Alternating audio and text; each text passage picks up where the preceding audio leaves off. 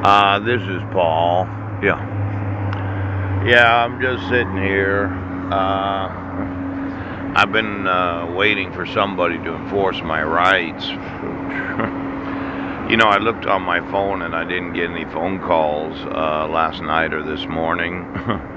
And I sent some emails to those that are in law enforcement about the issuing of court orders. Right. Where I wasn't given any due process and the petitioner didn't sign it. Now, there's the use of forgeries, right? And I'm just kind of wondering, what are you doing? Because are you trying to cover up some crimes?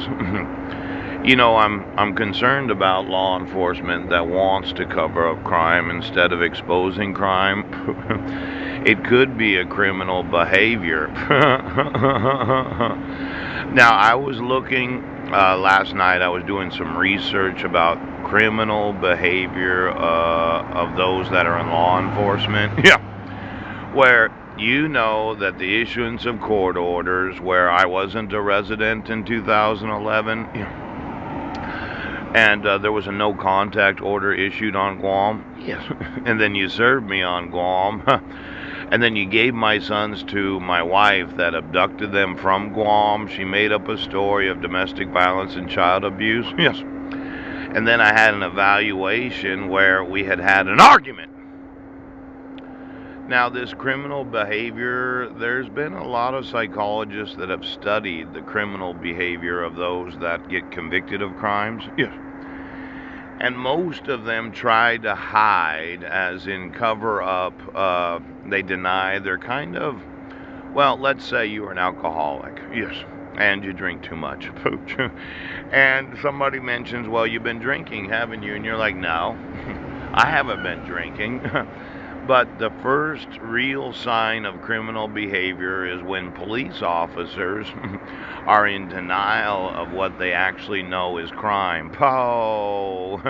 Now, a lot of people tried to tell me I was mentally ill, mentally defective for not understanding the civil rights of American citizens. But I was the one that said, well, the RCWs, they make it a crime. Yes, to not have proof of service before issuing court orders. And there is the protections of the VAWA. Yes. Few requirements, okay. You have to have subject matter and personal jurisdiction. Yes. And you have to protect the due process rights of the respondent. That's a federal law. Yeah.